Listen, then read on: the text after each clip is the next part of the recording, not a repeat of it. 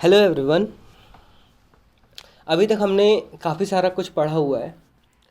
हमने vertebrates and invertebrates के बारे में अच्छे से पढ़ा हुआ है। वर्टिब्रेट्स ऐसे एनिमल्स को बोलते हैं जिनके पास रीढ़ की हड्डी होती है। उसको फर्दर हम 5 पार्ट्स में क्लासिफाई कर सकते हैं। उन 5 पार्ट्स के नाम थे reptiles, birds, amphibians, fish and mammals.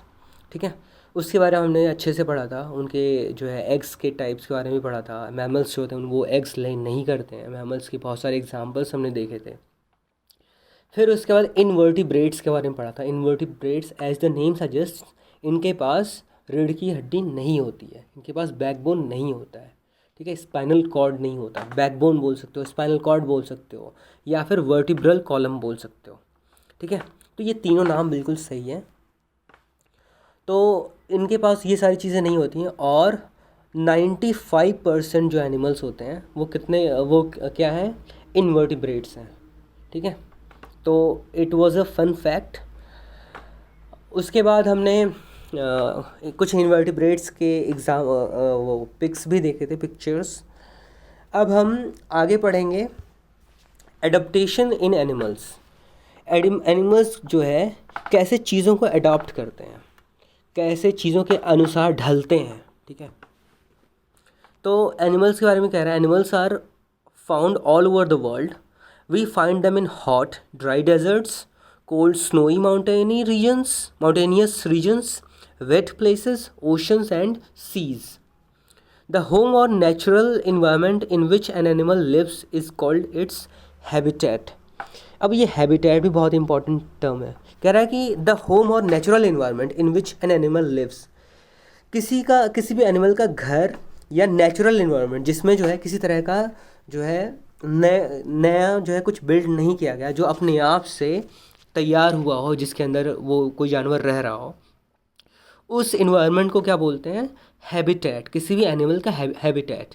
ठीक है, जैसे अगर एक लायन अगर जंगल में रह रहा है, ठीक है, तो the forest is it's natural habitat, its habitat भी बोल सकते हैं। लेकिन अगर वही एक लायन अगर केज में रह रहा है, तो केज उसका हैबिटेट हो सकता है क्या? नहीं। क्यों?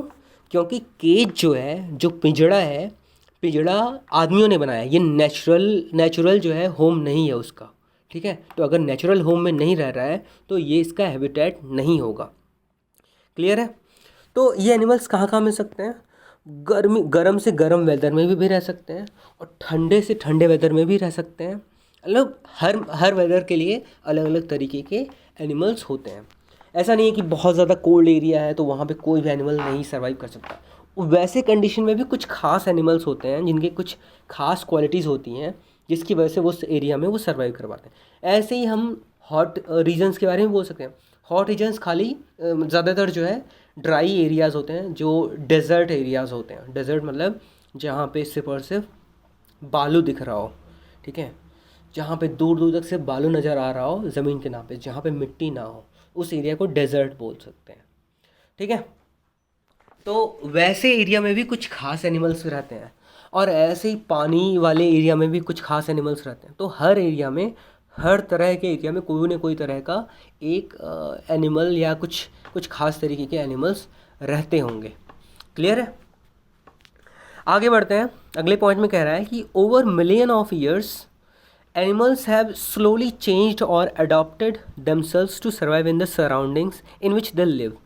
कह रहा है कि मिलियंस ऑफ ईयर्स से ये ऑब्ज़र्व किया जाता है, ये हम ऑब्ज़र्व कर सकते हैं कि एनिमल्स ना धीरे धीरे उनके अंदर चेंजेस आने लगते हैं, और जैसा इन्वायरमेंट होता है उसके हिसाब से उनके अंदर धीरे धीरे चेंजेस आते हैं, और एक टाइम के बाद उनके अंदर पूरा का पूरा सडन एकदम से बहुत ज़्यादा चेंज आ जाता है। तो अगर मैं आज से लाखों साल पहले की बात करूं और अभी की बात करूं, तो लाखों साल पहले जैसा इंसान रहा होगा वैसा आज इंसान नहीं। जैसे मैंने पहले भी डिस्कस किया है कि इंसान एक टाइम में ऐसा था कि जिनके पूँछ हुआ करते थे, वो धीरे धीरे करते करते पूँछ छोटा होता गया, और फिर एक टाइम के बाद पूँछ गायब हो गया।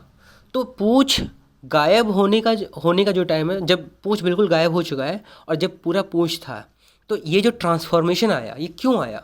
धीरे धीरे जो है इंसानों की बॉडी को लगा होगा कि पूँछ की ज़रूरत नहीं है, तो धीरे धीरे धीरे करके वो पूँछ गायब होने लगा। और वो ऐसा नहीं कि साल 2 साल में 100-200 साल में गायब होगा, उसमें भी कई हज़ार साल लग सकते हैं। ठीक है, तो इसी चीज़ को एडाप्टेशन बोलते हैं। एडाप्टेशन मतलब ढल जाना, किसी भी कंडीशन में, किसी भी इन्वायरमेंट में अपने आप को ढाल लेना, उसके जैसा थोड़ा बहुत अपना बिहेवियर चेंज कर लेना, इसी को बोलते हैं ढाल लेना, एडाप्टेशन। ठीक है, adaptations are special body features that animals develop to help them survive in an area। Animals जो है स्पेशल बॉडी फीचर्स हैं, कुछ खास हमारे बॉडी की फीचर्स हैं दैट एनिमल्स डेवलप, एनिमल की बॉडी के अंदर अपने आप डेवलप होता है। ऐसा नहीं कि मैं चाह रहा हूँ तो डेवलप हो रहा है, अपने आप से हमारा बॉडी जो है अपने आसपास के एरिया को जो है एनालाइज करता है। अपने हम ही नहीं, हमारे अलावा दूसरे जानवर भी अपने जो है बॉडी को अपने सराउंडिंग एरिया के हिसाब से एनालाइज करता है और उसके हिसाब से धीरे धीरे अपने अंदर चेंजेस लाता है। ऐसा नहीं कि तुरंत के तुरंत चेंजेस आ जाते हैं, कुछ में जो है कुछ चेंजेस ऐसे हो सकते हैं जो तुरंत के तुरंत चेंजेस भी होते हैं, और कुछ ऐसे चेंजेस होते हैं जिसको होने में बहुत ज़्यादा टाइम भी लग सकता है। ठीक है, अगला पॉइंट कह रहा है कि when the animals could not change themselves, whole groups of animals die out and become extinct। जब एनिमल जो है इन्वायरमेंट के हिसाब से अपने आप को ढाल नहीं पाता, अपने आप को चेंज नहीं कर पाता, अपने इन्वायरमेंट के हिसाब से अपने आप को एडजस्ट नहीं कर पाता, तो क्या करता है कि वो एक टाइम के बाद धीरे धीरे करके पूरी तरीके से समाप्त हो जाएगा। उसका सबसे बढ़िया एग्जाम्पल क्या है? सबसे बढ़िया एग्जाम्पल है डायनासोर्स। ठीक है, तो डायनासोर्स जो है अपने आप को इन्वायरमेंट के हिसाब से जो है अडॉप्ट नहीं कर पाए और वो एक टाइम के बाद एक्सटिंक्ट हो गए। एक्सटिंक्ट मतलब विलुप्त हो जाना, विलुप्त हो जाना मतलब बिल्कुल गायब हो जाना। क्लियर है? इसके अलावा एक और भी चिड़िया है जिसका नाम है डोडो, हुआ करती थी। तो चाइना साइड में क्या होता था कि उस पर्टिकुलर बर्ड का मीट लोग बहुत ज़्यादा प्रेफर करते थे खाना। अब उस बर्ड ने अपने अंदर कुछ चेंजेस ही नहीं लाए ताकि जो है उसका शिकार कम हो पाए, तो चेंजेस नहीं लाए। अब उसका नतीजा क्या हुआ कि सारे के सारे डोडो एक टाइम के बाद सारे ख़त्म हो गए, एक्सटिंक्ट हो गए। ठीक है, ऐसे अभी बहुत सारे ऐसे एनिमल्स हैं जो at the verge of extinct हैं। उसके पीछे रीजंस क्या हो सकते हैं? उसके पीछे रीजंस ये हो सकते हैं कि जैसे इंसानों को जो है उनकी खाल की बहुत ज़्यादा ज़रूरत पड़ती होगी। उनकी खाल में उनका जो ऊपर का जो लेयर है, उनकी जो चमड़ी है, उसकी कुछ ख़ास बात होती होगी जिसकी वजह से उनका जो है शिकार कर रहा होगा इंसान, या फिर उनका मीट बहुत अच्छा होता होगा। मतलब कुछ ना कुछ रीज़न होगा जिसकी वजह से इंसान अगर उनका मर्डर कर रहा है, उनको जो है मार रहा है। ठीक है, इसीलिए कई जगहों पे जो है बहुत सारे एनिमल्स को मारना बैन कर दिया गया है। ठीक है, कि अगर तुमने उस पर्टिकुलर एनिमल को मारा और अगर तुम पकड़े गए तो तुमको कई सालों की जेल हो सकती है। ठीक है, आगे बढ़ते हैं। In order to survive, animals have to adapt themselves to the changing conditions। अब जैसे ये बात तो इसमें ये कह रहा है कि in order to survive, animals को सर्वाइव करने के लिए वेदर में या अपने आसपास के एनवायरनमेंट में जो चेंजेस आ रहे हैं उसके हिसाब से अपने आप को भी चेंज करना पड़ता है।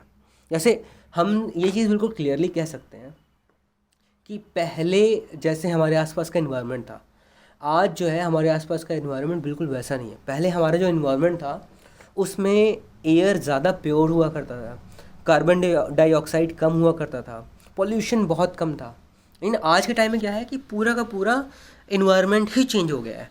अब इन्वायरमेंट चेंज हो गया है तो ऐसा हो सकता है कि हमारा बॉडी जो है अडॉप्ट कर ले कि ऐसा है कि थोड़ा बहुत भी ऑक्सीजन अगर मिल जाएगा तो काम चल जाएगा। लेकिन अगर हमारा बॉडी स्ट्रिक्टली इस चीज़ पे बना हुआ रहा कि नहीं मतलब हमें तो उतना ही ऑक्सीजन चाहिए, हम नहीं जानते कुछ, तो एक टाइम के बाद क्या हो सकता है, अगर ऑक्सीजन का अमाउंट जैसे धीरे धीरे घट रहा है या फिर कंसंट्रेशन घट रहा है या फिर कार्बन डाइऑक्साइड का कंसंट्रेशन धीरे धीरे इंक्रीज़ हो रहा है, तो ऐसे अगर इंक्रीज़ होता गया कार्बन डाइऑक्साइड और ऑक्सीजन कम होता गया तो एक टाइम ऐसा भी आ सकता है। लेकिन वो मतलब अभी थियोरेटिकली ऐसा लगता है कि ईजी है, लेकिन वैसा पॉसिबल नहीं, बहुत ज़्यादा मुश्किल काम है। ऑक्सीजन ऑलमोस्ट 20% से भी ज़्यादा है और कार्बन डाइऑक्साइड 1% से भी कम है हमारे इन्वायरमेंट में।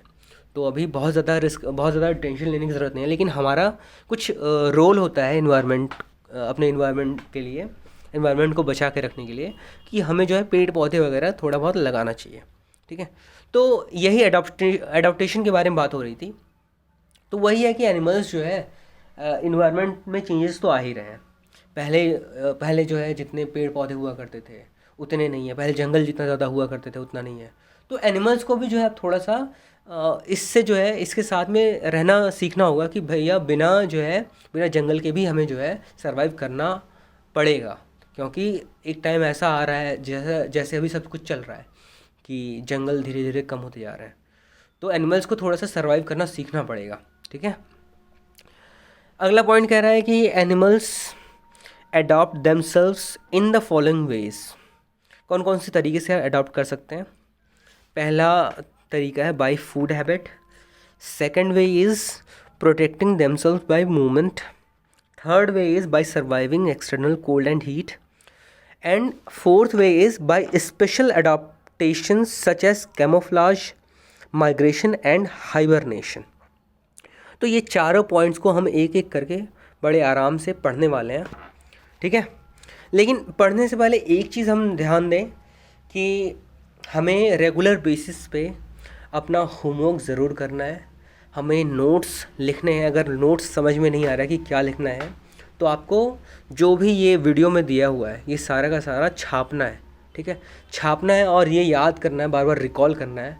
अगर आप रिकॉल नहीं कर पा रहे हो तो वापस से वीडियो को देख सकते हो और वापस से समझ सकते हो कि मैंने क्या पढ़ाया था, क्या बात करी थी इस चीज़ के बारे में, ठीक है। तो होमवर्क रेगुलर बेसिस पे करना है जिसमें नोट्स आते हैं आपके। और सेकंड वन इज़ कि आपको जो भी टफ वर्ड्स लग रहे हैं उन वर्ड्स को अपनी कॉपी में नोट डाउन करना है और उन वर्ड्स के मीनिंग्स भी लिखना है। उसके आगे सर्च करके कर सकते हो या फिर आप किसी और की हेल्प लेके कर सकते हो।